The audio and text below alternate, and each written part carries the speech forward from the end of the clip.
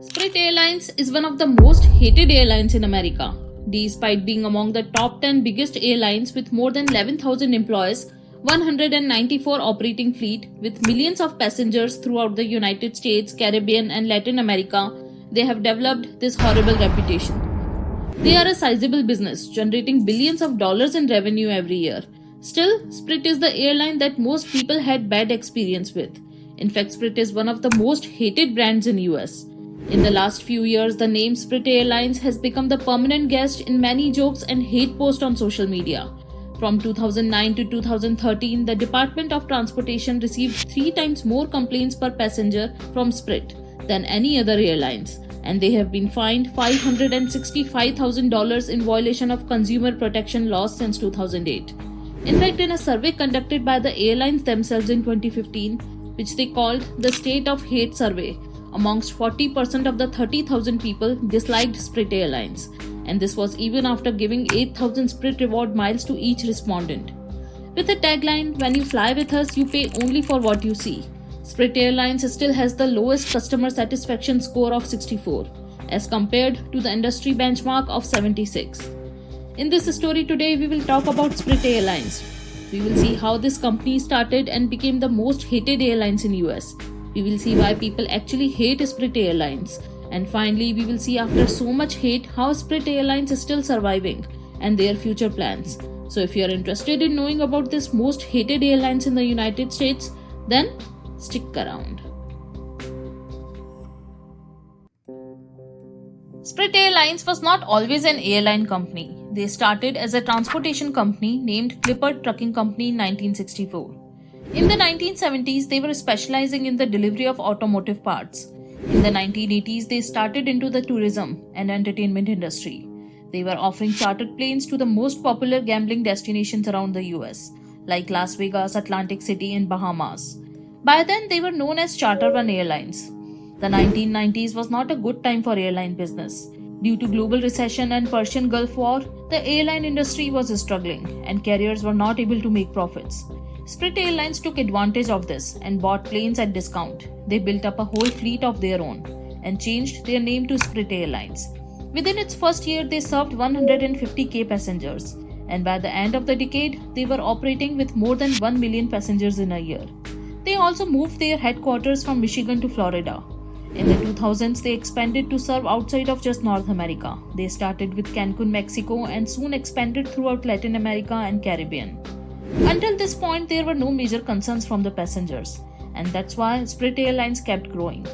But things changed after the ownership of the company changed, and in 2006, the control of the Spirit Airlines went to the venture capital firm Indigo Partners, and that's when the journey of major concerns and bad reputation began. After every acquisition, the business strategy plays a major role, and most often, passion turns into profit making. To please the shareholders, companies do everything for profit margins and forget about the customers. And that's what happened with Spirit Airlines as well. To create a space for themselves in this cohesive market of airlines, Spirit wanted to be known as a low-cost airlines.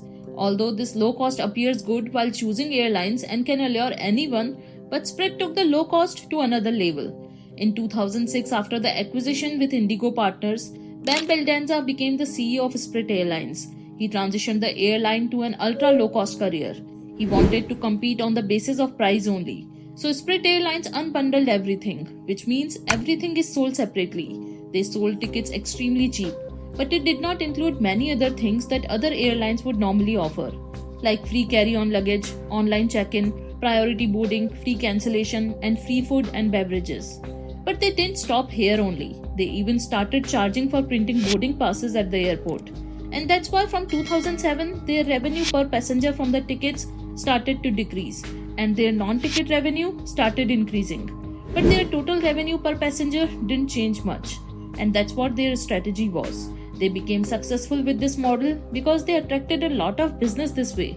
So the thing that people dislike about Spirit Airlines actually made them successful. Some people like it, some people hate it. But as per Spirit, they are giving customers the power to save money and choose what facilities they want, instead of charging them for everything included. The next next reason why people hate Spirit Airlines was their cost-cutting measures. Removing the facilities was one thing, but soon Spirit Airlines ignored the comfort of their customers as well. The lack of leg space was one such example. Most of their aircrafts are from Airbus A320 family, and they were fitting as many seats as possible, and they were ready to sacrifice their customers' comfort for this. But it was not only customers who were bearing the cost-cutting measures. Employees were also targeted. In 2010, their pilots went on strike because of concerns like lower compensation, work rules, and lesser benefits than other airlines in the US. The strike brought their business on standstill. Ultimately, Spirit Airlines agreed with their employees and the matter was sorted within a few days. As part of their cost-cutting measures, they even discontinued their free customer care number in 2013. So if you're calling their customer care service, you have to pay for the call. All these reasons were creating a bad reputation for the company. The next reason why people hate Spirit Airlines is their bad reputation and objectionable advertising. In 2012, a 76-year-old Vietnam War veteran Jerry Meekins, who had terminal cancer, tried to cancel his ticket, but he didn't get the refund of $197. And why? Because he didn't purchase the $14 travel insurance. After Jerry got massive media attention, then only the company refunded and also issued a public apology. Their advertisement campaigns and promotions were also responsible for damaging their reputation. Most of the time, their ads targeted recent controversies. Maybe they were trying to grab attention, but viewers went against them. For example, in 2010, one of their advertisements said, "Check out the oil on our beaches." It was after the BP oil spill in the Gulf of Mexico. In 2011, their advertisement featured Anthony Weiner as a masked hot dog exploiting the tragic events. From spoofing Secret Service scandals to leaking nude photos of celebs to their stripper mobile ads and selling $69 flight tickets after adding the 69th plane to its fleet, all these cheap and controversial ads brought a lot of negative publicity for the brand. Despite all the concerns, there are many companies that want Spirit Airlines. The first company that showed interest in merging with Spirit Airlines was another ultra-low-cost carrier, Frontier. When the news came, it looked obvious for many reasons. Frontier operates mostly in the West, whereas Spirit has most of its presence in the East, so they could become big after the merger. The initial bid was $2.9 billion, but Spirit shareholders voted against it. And the reason was that the Frontier was outbid by JetBlue Airways with a much higher price of $3.6 billion. For those who don't know, JetBlue is also a low-cost airline, but they are not as extreme as Spirit. And while Spirit comes first from the bottom in customer satisfaction, JetBlue comes first from the top. But even after getting majority approvals from shareholders, the deal was blocked by the US Department of Justice. The proceedings are still going on and they are planning to close the deal in 2024.